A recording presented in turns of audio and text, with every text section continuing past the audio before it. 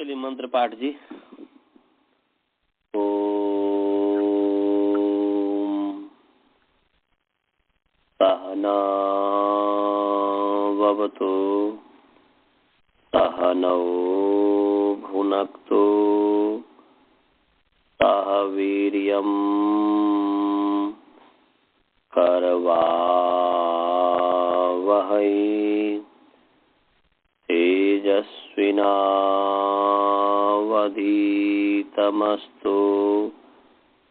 मा विद्विषावहै। ओम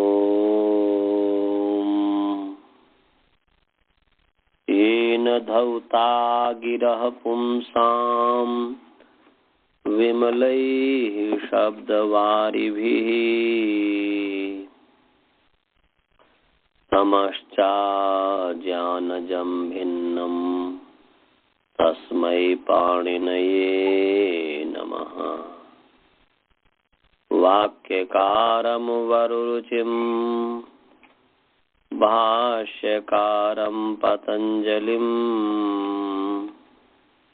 पाणिनि सूत्रकारं च प्रणतोऽस्मि मुनित्रयम्।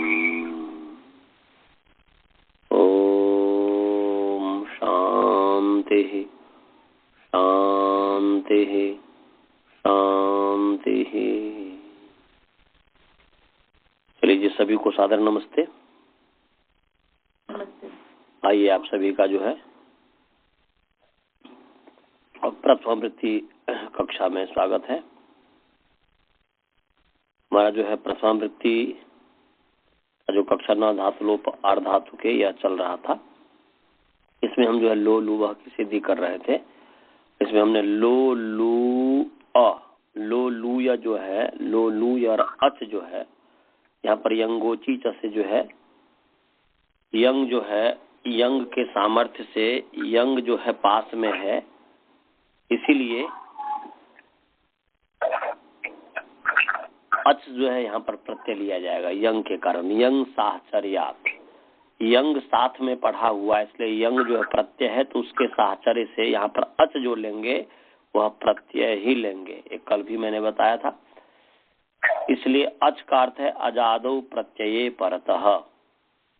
यह है अजादौ प्रत्यये परतः यंगः स्थाने लोपो भवति, यंगः स्थाने लुक भवति। ऊपर से न्य क्षत्रिया योनि लुग्नियों से लुक की अनुवृत्ति आ रही है। बहुलम छंदसी से बहुलम की अनुवृत्ति आ रही है। तो बहुल करके जो है यहाँ पर यंग के स्थान में लुक होता है। और हमने बहुल का मतलब बताया था क्वचित प्रवृत्ति, क्वचित अप्रवृत्ति, क्वचित विभाषा, क्वचित अन्यत एव। कहीं प्रवृत्ति का होना, प्रवृत्त होना, कहीं प्रवृत्ति न होना, अप्रवृत्ति, क्वचित विभाषा, कहीं पर विकल्प से होना, और कहीं पर जो है अन्यत एव कह रहा है इससे और हो जाए किसी दूसरे धातु से भी, इत्यादि इत्यादि। तो हमने कल चर्चा किया था। और आज मुझे जो है समय नहीं मिला देखने का, क्योंकि आज मुझे ऋग्वेद भाषुका की सुबह से तैयारी करनी थी, तो मैं उसमें लग गया। इसलिए मुझे फिर देखने का मौका ही नहीं मिला आज। कहीं पर मैं देखता, पढ़ते समय मुझे याद जो इस श्लोक के याद है, अब कहाँ से हमने याद किया हुआ है, हमारे गुरुजी हमें पढ़ाए हुए हैं, तो अभी हमें ध्यान में नहीं है वो। तो आचार्य प्रद्युम्न जी हमें पढ़ाए हुए हैं, वो आपको मैंने बताया, उसको आप याद कर लीजिएगा। और यदि मुझे मिलेगा समय फिर मैं और देखूंगा। वैसे मैं उसका तात्पर्य तो पूरा बता ही दिया हूँ, और जैसे जैसे आएगा उसके आधार पर हम देखेंगे। तो यहाँ पर यंग का जो है लुक हो गया है। लुक क्या है? प्रत्यय से लुक लुप, य चला गया तो हो गया लो लू अ। तो यहाँ पर अ को मान करके अची परतः अजादो प्रत्यय परतः, तो अजादी प्रत्यय के पर रहते यंग का लुक हुआ है। और यहाँ पर अ को मान करके लोलू जो है इसकी अंग संज्ञा है यस्मात् प्रत्यय विधि सदादि प्रत्यंगम, तो अजादी प्रत्यय परे है, यहाँ पर अच है तो अच प्रत्यय परे है, अजादी प्रत्यय परे है, जो नंदी ग्रही पचादिभ्यो लिन्य से जो अच प्रत्यय हुआ है इसलिए अजादी प्रत्यय परे है। तो यहाँ पर लोलू की जो है अंग संज्ञा है अच प्रत्यय होने के कारण, और अंग संज्ञा होने से अंगस्य के अधिकार में सार धातु कार धातु कयो हो, सार धातु के आर धातु के च प्रत्यय परतः, तो ये अच जो है ये आर्ध धातुक है, तिंशित सार्वधातुकम आर्ध धातुकम शेषः। तिंग और शित का नाम सार्वधातुक है और तिंग और शित से जो भिन्न है उसका नाम आर्धातुक है धातु के अधिकार में। तो ये अच तिंग शित से भिन्न है इसलिए अ आर्धातुक है, अच जो प्रत्यय हो आर्धातुक है, तो आर्धातुक परे रहते इगंत अंग जो लो लू है उसके अंतिम वर्ण जो ऊ है उसके स्थान पर गुण हुआ। तो देखिए यहाँ पर अच को ही मान करके अच परे रहते य का लोप हुआ है और अच परे रहते यहाँ पर इगंत अंग को गुण भी हो रहा है, दोनों हो रहा है। तो ये धातु लोप आर धातु हुआ कि नहीं? धातु लोप का अर्थ मैंने बताया था कि धातु के अवयव का लोप होता है यस्मिन जिसके परे रहते हैं। धातु अवयवस्य या माने धातु अवयवस्य लोपो भवति यस्मिन, जिसके परे धातु के अवयव का लोप हुआ है वह धातु लोप है। तो अच के परे रहते यहाँ पर लोलू में य का लोप हुआ, इसलिए अ जो है अच जो प्रत्यय है वो धातु लोप है। श्रवण जी, मनीष जी, आप लोग समझे जी? अ धातु लोप लोलू अ धातु लोप कैसे है? यदि आपसे कोई पूछे कि यहाँ पर लोलू अ में अच जो प्रत्यय है ये धातु लोप कैसे है, क्या बोलेंगे?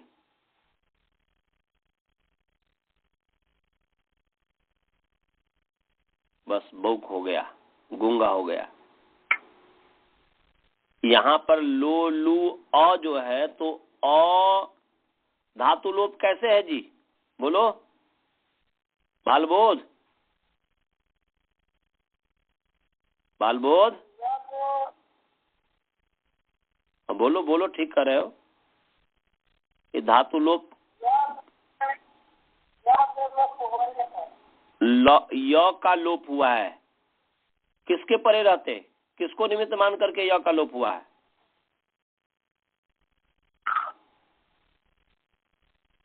य का लोप लोलूय में जो लोलूय य का लोप किसके परे रहते हुआ है? य को लोप होने पर य का लोप किसके परे रहते होता हुआ है?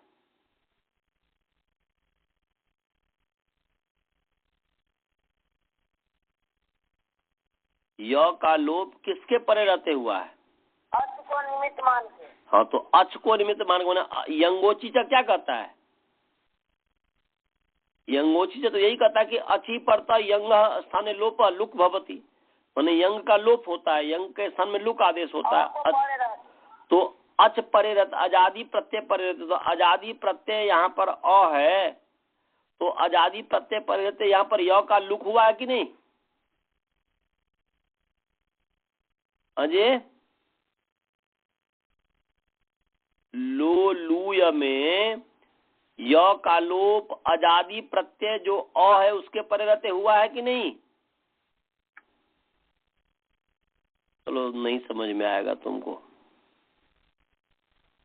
मतलब जो है आप देखना अपने आप, यदि आए तो ठीक है, नहीं तो कोई बात नहीं, हम आगे बढ़ते हैं। आप लोग स्काइप वाले समझ गए जी? आप स्काइप वाले समझते हैं सभी? समझ गए। तो यहाँ पर हो गया धातु लोप हो गया। धातु लोप में बहुब्री समास है ना जी, धातुर लोपो यस्मिन, यही किए थे कि जिसके परिवर्ते धातु के अवयव का लोप हुआ है, लोप होता है।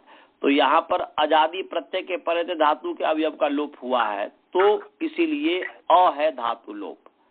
और आर्धातुक है, आर्धातु के दो धातु, धातु लोप आर्धातु के का विशेषण है। इसलिए धातु लोप आर्धातु के परे रहते इक के स्थान में गुण वृद्धि नहीं होगा। तो यहाँ पर जो सार्धातु का अर्धातु से जो ऊ को जो गुण हो रहा है वो कर रहा है नौ धातु लोप आर्धातु के, धातु लोपे आर्धातु के परतः, ऐसा अर्धातु जो जिसके परे रहते धातु के अवयव का लोप हुआ हो, ऐसे धातु लोप आर्धातु के परे रहते इक के स्थान में गुण वृद्धि नहीं होते, तो गुण नहीं हुआ, तो लो लू अ ही रहा। इसी को मैंने बताया था कि इसको आप जो है भाव में कह सकते हैं कि जिस आर धातु के पर रहते धातु के अवयव का लोप हुआ हो, उसी आर धातु के पर रहते इक के स्थान में गुण वृद्धि हो रहा हो तो नहीं होता। ये फलित अर्थ हुआ, ये फलितार्थ कथन हुआ, फलित अर्थ हुआ कि यस्मिन आर धातु के परतः धातो अवयवस्य लोपो भवति तस्मिन्नेव आर्धातु के परतः इक स्थाने गुण वृद्धि प्राप्त अस्ते न भवता। जिस आर्धातु को निमित्त मान करके या जिस धार धातु के परे रहते धातु के अवयव का लोप हुआ हो, उसी आर्धातु के परे रहते इक के स्थान में गुण वृद्धि हो रहा हो तो नहीं होते। तो यहाँ पर अजादि प्रत्यय जो आर्धातु है, इसी के परते धातु के अवयव य का लोलू या जो य धातु है उसके य का लोप हुआ है, और उसी अजादि प्रत्यय के परे रहते यहाँ पर सार्धातु का अर्धातु का ऐसे जो गुण हो रहा है, इसलिए यहाँ पर गुण नहीं हुआ। तो लो लू अ यही स्थिति रहा।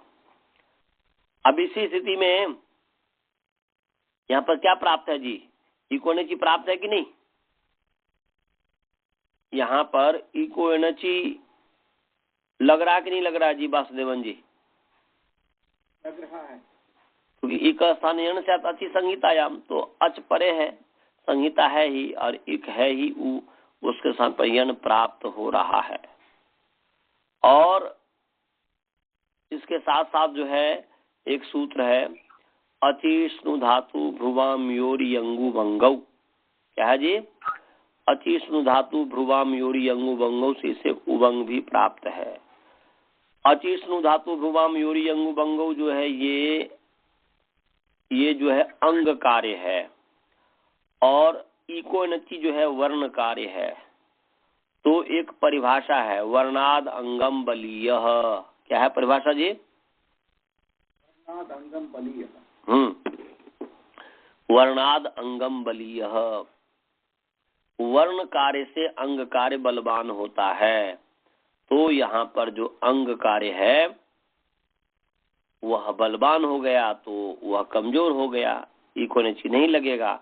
और दूसरी बात परत्वात विप्रसेद है, परम कार्य हम कहते हैं ना, दो में जब प्रतिषेध हो तो पर वाला बलवान होता है, तो तुल्य बल विरोध हो, वो इको नीचे कर रहा है, वो भुवाम योरिंग कर रहा है, तो इसलिए तुल्य बल विरोध होने के परत्वात जो है यह यहाँ पर जो है उभंग हो जाएगा।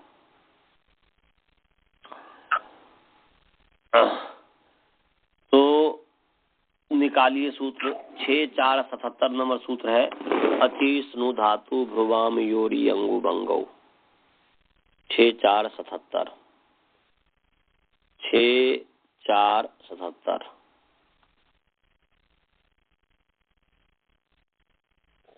ओम निकालिए।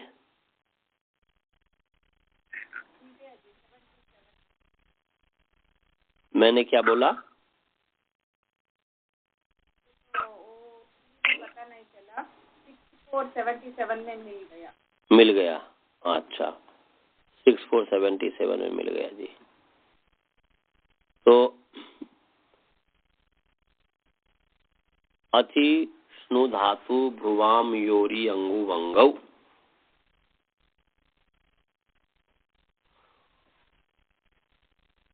अची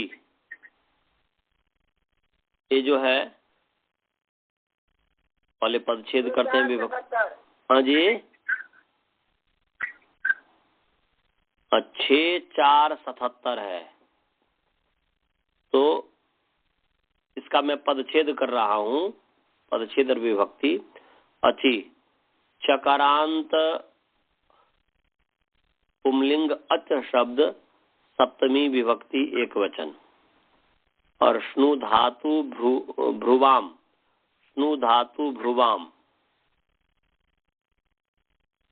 तो उकारांत पुंलिंग स्नु धातु भ्रू शब्द षष्ठी विभक्ति बहुवचन। दीर्घ उकारांत है तो उकारांत पुंलिंग स्नु धातु भ्रू शब्द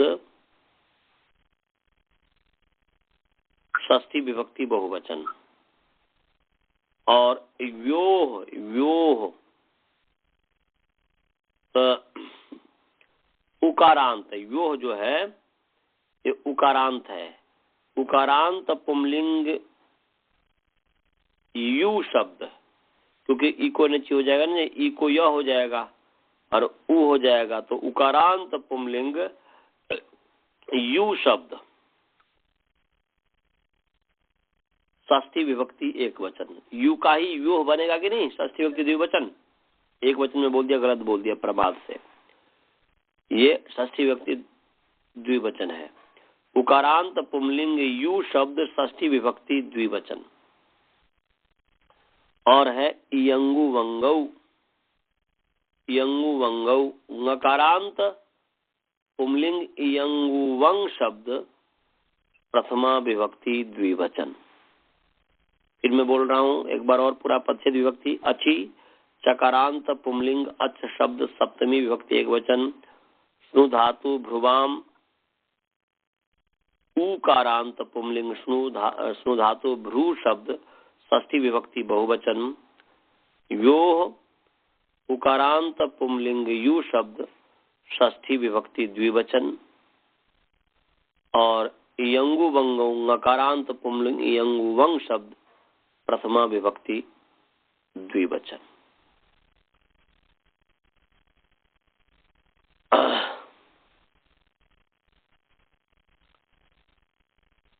अब जो है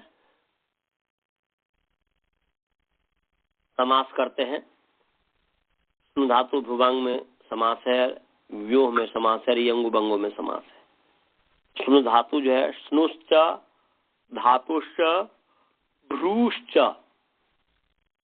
फिर मैं बोल रहा हूं स्नुश्च धातुश्च भ्रूश्च इति स्नु धातु भ्रुवः तेषाम स्नु धातु भ्रुवाम। ये कौन सा समास हुआ, कौन सा समास हुआ, कोई भी बोलिए। हाँ, इतरेतर योग द्वंद्व समास हो गया। स्नुश्च धातुश्च भ्रूश्च इति स्नु धातु भ्रुवः तेषाम स्नु धातु भ्रुवाम। आगे है व्योह। इसमें है इश्च उश्च इति यू द्विवचन कर दीजिएगा। इश्च उश्च इति यू।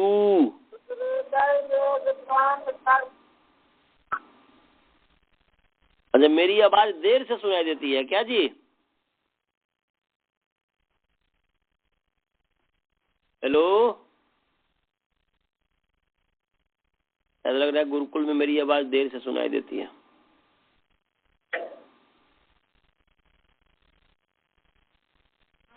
कैसा होगा? इच्छा उच्चा, हाँ, इको नीचे लगा जी। इश्चा उच्चा इति यू, उकारांत जो है पुंलिंग। इश्चा उच्चा इति यू, यू द्विवचन है ना, इसलिए यू हो गया। हाँ जी, माने उकारांत पुंलिंग है ये। उकारांत पुंलिंग यू शब्द षष्ठी विभक्ति द्विवचन। तो इश्चा उश्चा इति यू। हमारी आवाज सुनाई देती है क्या बालबोध जी? हाँ जी,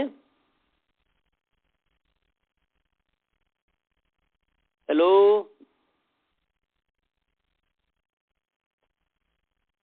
मेरी आवाज नहीं सुनाई दे रही है शायद। तो मेरी आवाज सुनाई दे रही है, मैं इतने देर कर रहा हूँ, इसके बाद आप बोलते हो। मेरी आवाज सुनाई देती है?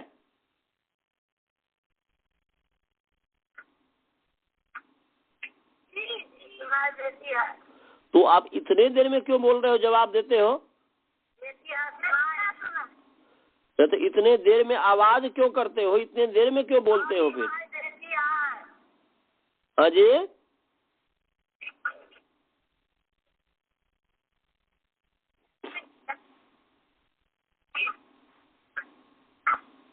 पता नहीं क्या किया है, गुरुजी न रहने से, गुरुजी नहीं है इससे, गुरुजी नहीं है इसीलिए ऐसा हो रहा है, बदमाशी ये लोग करता है। तो इश्च उश्च इति यू तयो यो इतर योग द्वंद्व हुआ। और आगे है इयं च उवं च, इयं च उवं च इति इयं उवंगौ, इयं च उवं च इति इयं उवंगौ इतरेतर योग द्वंद्व हो गया। सब जगह इतरेतर योग द्वंद्व है। स्नुश्च धातुश्च भ्रूश्च इति स्नु धातु भ्रुवः तयोः स्नु धातु तेषां स्नु धातु भ्रुवाम, इश्च उश्च इति यू तयोः योः, और इयं च उवं च इति इयं उवंगो। सर्वत्र जो है इतरेतर योग द्वंद्व है, इतरेतर योग द्वंद्व समास है। इसमें अंगस्य की अनुवृत्ति आ रही है, बस, और किसी की नहीं। तो यहाँ पर जो अची है, मैं पूछता हूँ आप लोगों से, तो यहाँ पर जो स्नु जो है प्रत्यय है, स्नु क्या है जी? प्रत्यय है, स्नु प्रत्यय है। तो स्नु में क्या हो जाएगा? बोलिए। अदंत भी। तो स्नु का क्या हो जाएगा? स्नु प्रत्यांतस्य। क्या हो गया जी? हाँ, स्नु प्रत्यांतस्य, ये इसका अर्थ हुआ, स्नु प्रत्यांतस्य। मैं दोबारा कर रहा हूँ फोन, देखिए ये कब बोलता है, कब हमारे पास आवाज आती है।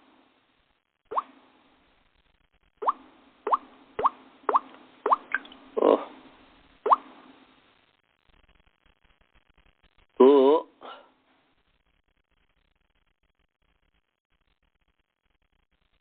स्नु जो है,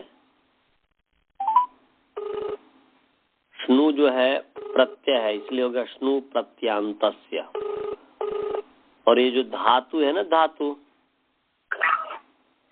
धातु इसको अलग कर दो, धातु हो जाएगा। और ये जो धातु जो है,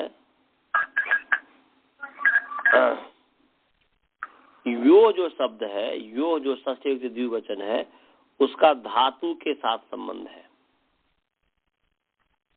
ई और उ जो है, इसका संबंध धातु के साथ है।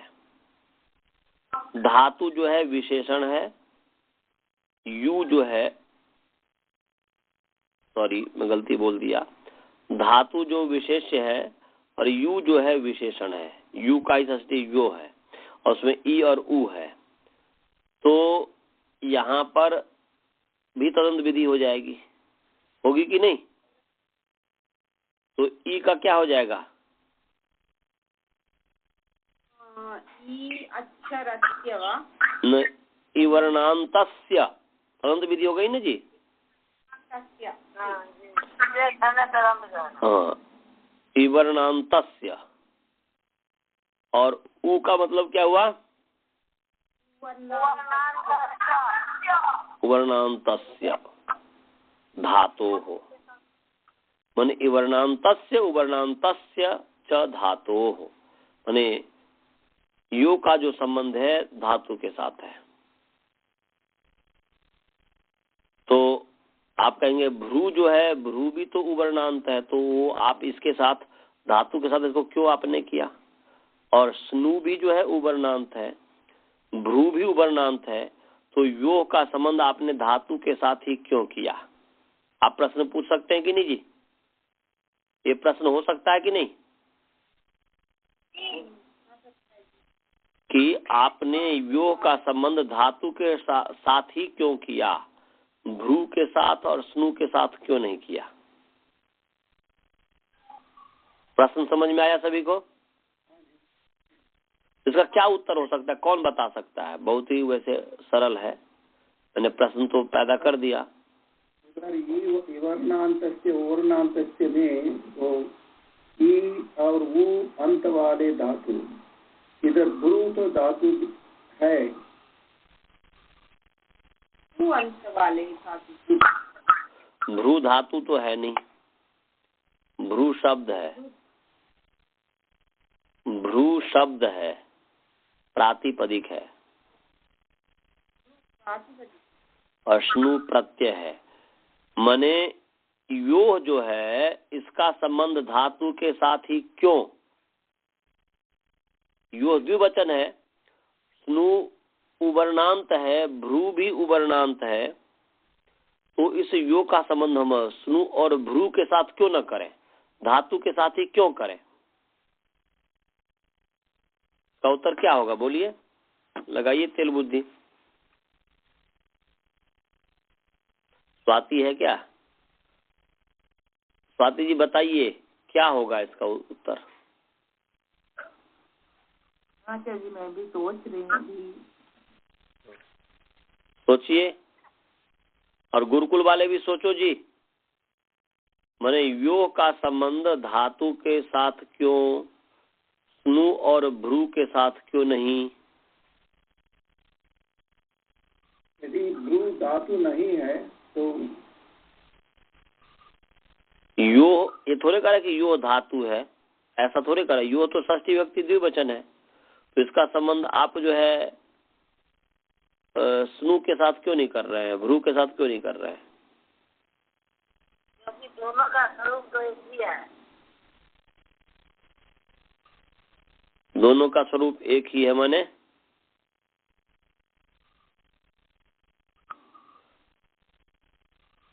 अब इसका मैं बोलूं राज भल्ला जी से। राज भल्ला जी, आप इसका उत्तर दे सकते हैं? कुछ नहीं दे सकते। चलिए अब मैं ही देता हूं। देखिए, सबसे पहले क्या है, यदि आप स्नु के साथ करोगे, भ्रू के साथ करोगे, तो भ्रू भी उवर्णांत है, स्नु भी उवर्णांत है, और यो में जो ई है और उ है, दो चीज है ना जी। तो आप उ का जो संबंध स्नु के साथ करोगे, भ्रू के साथ करोगे, तो ई का संबंध तो धातु के साथ ही करना पड़ेगा, करना नहीं पड़ेगा? बोलिए जी। क्योंकि इवर्णांत न स्नु जो है न इवर्णांत है, न भ्रू इवर्णांत है। तो आप यदि ई उ में से उ का संबंध यदि आप स्नु और भ्रू के साथ कर भी देते हो, तो ई का संबंध किसके साथ होगा? बोलिए जी। किसके साथ होना चाहिए? यहाँ पर तीन ही है, स्नु है, धातु है और भ्रू है, तीन ही शब्द है ना जी। बसदा जी। हाँ जी, समझ में नहीं आ रहा है जी। अच्छा, नहीं आ रहा है। मैं बोल रहा हूँ, यो जो है ई और उ है ना जी, यो में ई और उ है, ये समझ में आया? अच्छा जी, समझ में आया। ई प्लस उ, ई को नीचे लग गया, तो ई प्लस उ जो है उसमें से उ का संबंध यदि आप स्नु के साथ करते हो और भ्रू के साथ करते हो, बोलेंगे क्यों? क्योंकि स्नु जो है उवर्णांत है और भ्रू भी उवर्णांत है ना जी। तो आप कहेंगे कि हम उ का संबंध स्नु के साथ और भ्रू के साथ कर देते हैं, तो तब भी ई बच गया कि नहीं उसमें? तो ई का संबंध किसके साथ करेंगे? संबंध धातु के साथ, ई का संबंध धातु के साथ करेंगे। माने ई का संबंध स्नु और भ्रू के साथ तो हो नहीं सकता। नहीं हो सकता। तो यहाँ पर जो है एक का संबंध आप स्नु और भ्रू के साथ करेंगे, एक का संबंध ई के साथ माने धातु के साथ करेंगे।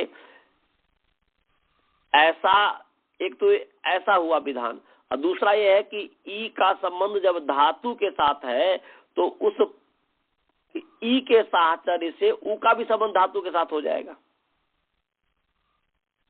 और ऊ का संबंध आप स्नु के साथ नहीं करेंगे, भ्रू के साथ नहीं भी करेंगे, तभी भी तो वो उवर्णांत है ही कि वह उवर्णांत को खो देगा। आप ऊ के साथ बने ऊ स्नु के साथ और भ्रू के साथ उवर्ण का उकार का संबंध करके कौन से बड़ी बात करेंगे? हम क्या कर लेंगे? उससे फायदा क्या होगा? कोई फायदा होना चाहिए ना जी, कोई बेनिफिट होना चाहिए ना। यदि हम ऊ का संबंध स्नु और भ्रू के साथ नहीं करते हैं तब भी तो स्नु उवर्णांत है ही, भ्रू उवर्णांत है ही कि नहीं है? तो उनके साथ करने से कोई लाभ है ही नहीं। उनके साथ करने से कोई लाभ है ही नहीं, क्योंकि स्नु स्वयं अपने आप में उवर्णांत है और भ्रू अपने आप में उवर्णांत है। और दूसरी तरफ है कि ई का संबंध धातु के साथ ही होगा, स्नु के साथ हो ही नहीं सकता, भ्रू के साथ हो ही नहीं सकता। तो एक का संबंध आप जब ई का संबंध जब धातु के साथ कर रहे हो तो ई के साहचर्य से, ई के साथ ही तो ऊ है ना जी, ई के साथ ही ऊ है ना। तो जब जैसे कोई दो दोस्त हो, जो दोस्त हो, दो व्यक्ति यदि आए तो एक मित्र है तो उसके साहचर्य से दूसरे भी तो मित्र हो गए ना जी, वो भी मित्र हो। क्योंकि किसी ने परिचय दिया कि ये मेरा मित्र है, तो उस मित्र के साहचर्य से दूसरा व्यक्ति क्या हो गया? मित्र ही बन गया, मित्र ही है ना जी। ऐसे ही यहाँ पर जब ई का संबंध धातु के साथ है तो ई के साहचर्य से ऊ का संबंध किसके साथ होगा? किसके साथ होना चाहिए? धातु के साथ ही होना चाहिए कि नहीं होना चाहिए? धातु के साथ ही होना चाहिए। समझ में आ गया आप सभी को कि अभी भी नहीं समझ में आया? स्वाति जी समझ में आया? हाँ जी। आचार्य जी, हाँ बोलो। इसका संबंध धातु के साथ क्यों होगा ही और भ्रू के साथ क्यों नहीं होगा? क्योंकि स्नु उवर्णांत है, भ्रू उवर्णांत है, तो वहाँ ई तो है ही नहीं, तो ई के साथ कैसे हो सकता है? स्नु में आपको ई सुनाई दे रहा है कि ऊ सुनाई दे रहा है? में ऊ सुनाई दे रहा है। अब भ्रू में ऊ सुनाई दे रहा है कि ई सुनाई दे रहा है? ऊ सुनाई दे रहा है। तो फिर ऊ का संबंध स्नु के साथ ही होना चाहिए, ई का कैसे होगा संबंध? ई के साथ कैसे हो जाएगा संबंध जी? संबंध तो समान वर्ण वाले में ही होगा ना जी, कि विपरीत में हो जाएगा? मैंने ब्राह्मण के साथ ब्राह्मण का, क्षत्रिय के साथ क्षत्रिय का, वैश्य के साथ वैश्य के, शूद्र के साथ शूद्र का, यही नियम है ना जी। संबंध यही है। यदि कोई व्यक्ति, ब्राह्मण व्यक्ति यदि शूद्र से शादी कर ले, माने मूर्ख, शूद्र माने मूर्ख, मूर्ख से शादी कर ले, अनपढ़ से शादी कर ले, तो कितना दिन ढोएगा वो? और मूर्ख का मतलब यहाँ पर शूद्र का मतलब मूर्ख, मूर्ख का मतलब ये हुआ कि जिसको यदि गृहस्थ आश्रम कैसे चलाना है इसका ज्ञान नहीं है, भले ही वह पीएचडी क्यों न कर लिया हो किसी विषय में। क्योंकि यहाँ पर हमारे यहाँ पर यह है, डिवोर्स नाम की तो कोई चीज ही नहीं है हमारे शास्त्रों में। हमारे तो यहाँ तो कहते हैं समंजंतु विश्वे देवा समापो हृदयानि नौ सम्मात्र स्वा समधाता समुदेशित रातनो। बोल रहे हैं कि पति पत्नी का हृदय आपस में ऐसे ही मिला होना चाहिए जैसे दो स्थान का जल आपस में मिला हुआ है। दुनिया का कोई भी साइंटिस्ट जो है 2 स्थान का आप जल ले लो, 2 प्लेस का, गंगा और यमुना का, उसको कोई निकाल दे कि इसमें से गंगा अलग है यमुना अलग है। दुनिया का कोई भी साइंटिस्ट है जो निकाल सकता है? कोई भी साइंटिस्ट नहीं निकाल सकता। तो ऐसे ही पति पत्नी की रिश्ता वेद में कहा है कि पति पत्नी की रिश्ता ऐसे ही होनी चाहिए। वहां डिवोर्स नाम की कोई गुंजाइश ही नहीं है, तलाक नाम का कोई गुंजाइश ही नहीं है वैदिक धर्म में। ये जो हिंदू में जो आ गया है तलाक, और ये जो न्यायालय में जो तलाक आ गया है, ये जो है ईसाई और मुसलमान की कृपा से आया है। हम जो 1000 वर्ष तक जो है मुसलमान के गुलामी झेले, और जो है 200 वर्ष तक जो है अंग्रेज के जो है गुलामी झेले, उससे ऐसी बुद्धि हमारी हो गई हुई है जिसके कारण पता ही नहीं चलता है, सोचता ही नहीं है व्यक्ति। तो इसीलिए ब्राह्मण मस्तिष्क जो है, मस्तिष्क से व्यक्ति ब्राह्मण बनता है। तो ब्राह्मण मस्तिष्क के वाले के साथ ब्राह्मण मस्तिष्क का विवाह होना चाहिए, क्षत्रिय मस्तिष्क वाले के साथ क्षत्रिय मस्तिष्क का, वैश्य मस्तिष्क वाले वैश्य मस्तिष्क का, शूद्र के साथ शूद्र का। तो ये तो समान वर्ण में। तो ऐसे ही यहाँ पर जो है ई जो है और ऊ जो है, तो ऊ का समान, ऊ के साथ किसकी समानता दिख रही है? स्नु की समानता दिख रही है कि ई की समानता दिख रही है? बोलो जी। समानता दिख रही है। इसीलिए ई का संबंध स्नु और भ्रू के साथ नहीं होगा, धातु के साथ बच गया क्या? धातु तो धातु के साथ होगा। समझ में आया? हाँ, समझ में आया। हाँ, तो यो का संबंध धातु के साथ, तो स्नु का अथवा स्नु प्रत्यांतस्य, और धातु में जो है यो है तो इवर्णांतस्य उवर्णांतस्य च धातोः, और भ्रू इत्येतस्य शब्दस्य, भ्रू शब्द है, इत्येतस्य अंगस्य। तो क्या अर्थ हो गया? सब में अंग जुड़ जाएगा। स्नु प्रत्यांतस्य अंगस्य, इवर्णांतस्य उवर्णांतस्य च धातोः अंगस्य, भ्रू इत्येतस्य अंगस्य। इतना समझ में आ गया? इतना समझ में आया जी?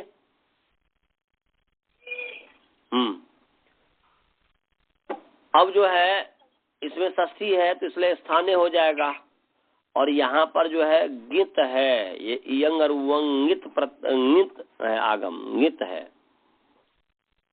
गित है, आगम नहीं है, आदेश है। तो ये गित आदेश है। गित यंग में ङ, उवंग में ङ, तो ङ इत है, तो यंग में गित है, उवंग भी गित है। तो गित होने से क्या लाभ हुआ? कौन सी परिभाषा लगी? गिच। क्या परिभाषा लगी जी? गिच। गित तकारांत पुंलिंग गित शब्द प्रथमा विभक्ति एक वचन, च अव्यय पद। तो गित च। तो षष्ठी स्थानीय वाक्य अनुमति आ रही है कि स्थान षष्ठी निर्दिष्ट से स्थानीय गिदादेश अलुंत्यस्य।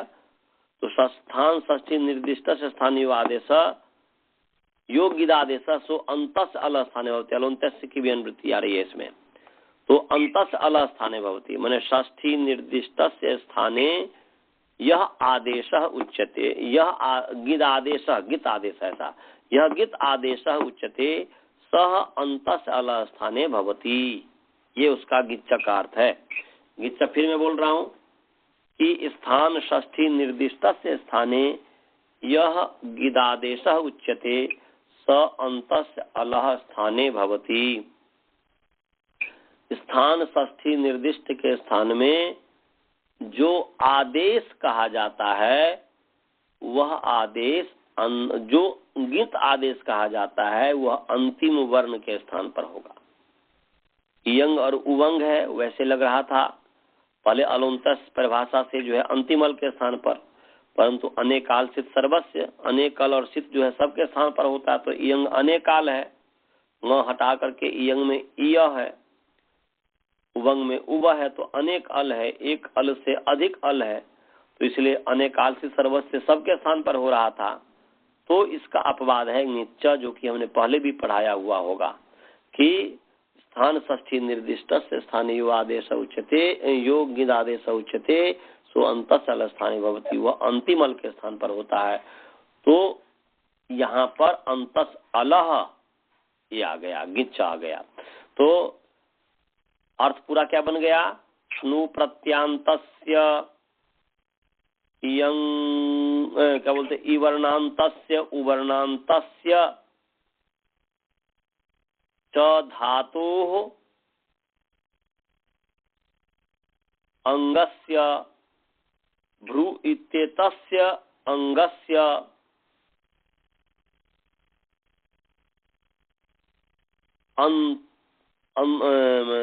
अंगस्य अंतस्य अलह स्थाने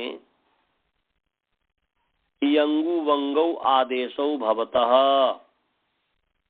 अचि परतः, अच परे रहते, अच परे रहते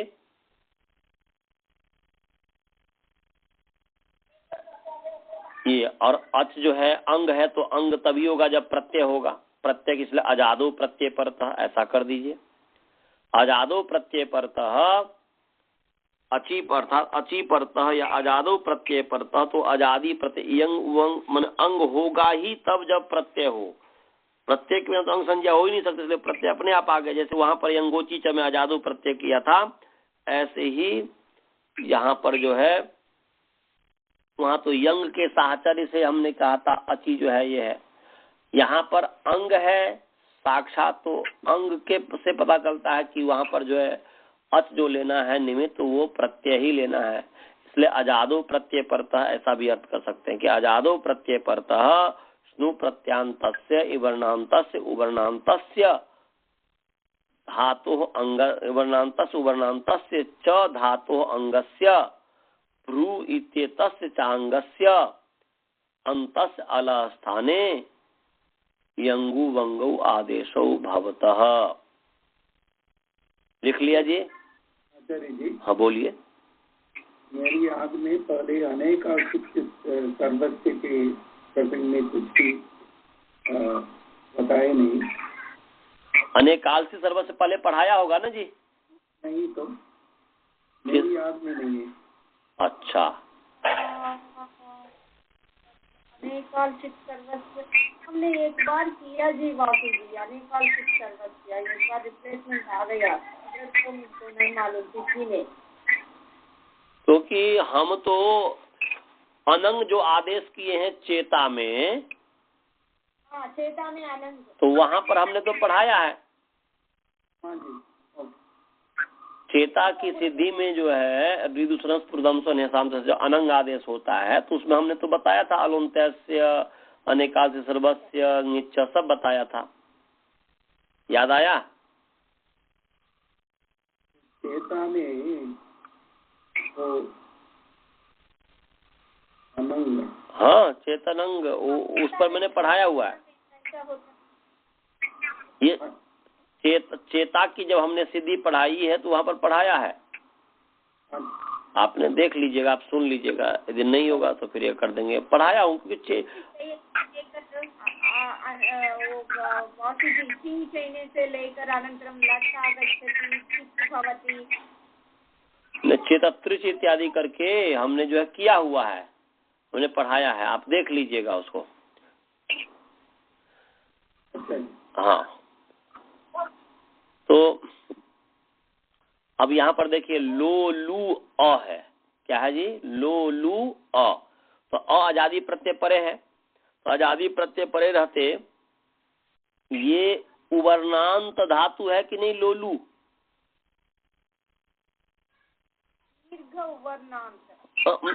उवर्णांत में तो पूरे 18 प्रत्यय आ गए। ऊ के 18 जो 18 प्रत्यय बोलते 18 जो विभाग है वो आ गए। दीर्घ है तो वह उवर्ण ही। उवर्ण का मतलब क्या हुआ? ऊ के जो ह्रस्व दीर्घ प्लुत उदात्त अनुदात्त इत्यादि सब जो है सब मिल करके जो हो गए, नहीं समझे? एक ऊ के 18 भेद हैं, वो सब है उवर्ण। तो इसीलिए उवर्णांत का दीर्घ भी हो गया, तो इसलिए उवर्णांत है कि नहीं लोलू,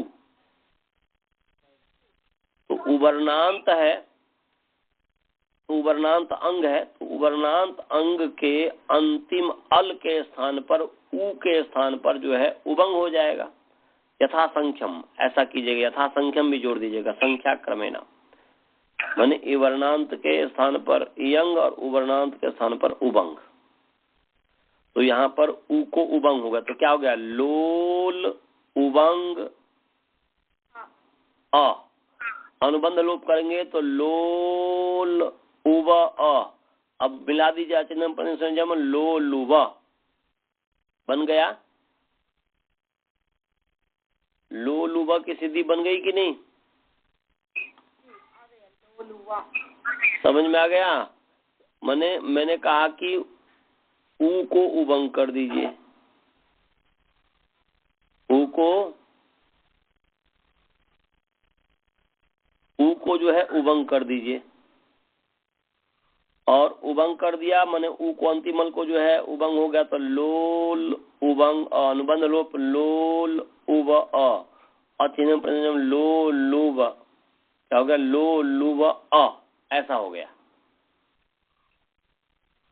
और फिर अ का भी लोप हो गया ना जी उपदेश जनास्कृत से, तो लो लू व ये बन गया। और लो लुव की जो है कृत समास से प्रातिपदिक संज्ञा इत्यादि करके पूर्ववत सु की उत्पत्ति ले आएंगे, स्वात्पत्ति कर लेंगे, तो लो लुवह ये बन गया। इसी प्रकार पुंग पवने जो धातु है उससे बार बार पवित्र करने वाला, बार बार छानने वाला, ये अर्थ होता है। पोपुवह लो लुबह माने बार बार काटने वाला, छेदन करने वाला, और पोपुवह का मतलब बार बार पवित्र करने वाला।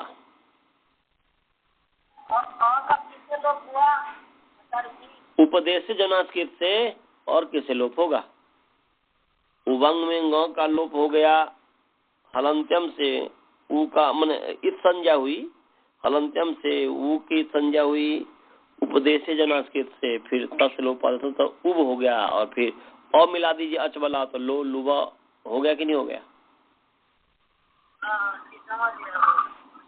हाँ जी हो गया। हाँ, इसमें कोई ऐसी विशेष बात नहीं। लो लुवा पो पिवा की सिद्धि आ गई सभी को। स्काइप वाले को आया जी, समझ में आ गया। कोई प्रश्न तो पूछिए, अब समय हो गया है।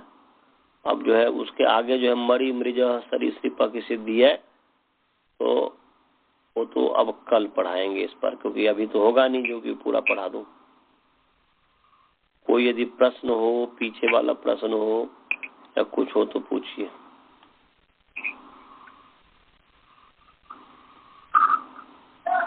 किसी को कोई प्रश्न नहीं है, मंत्र पाठ करें, मंत्र पाठ करें। ओम पूर्णमदः पूर्णमिदं पूर्णात् पूर्णमुदच्यते पूर्णस्य पूर्णमादाय पूर्णमेवावशिष्यते। ओम शांति शांति शांति। नमस्ते नमस्ते नमस्ते नमस्ते नमस्ते।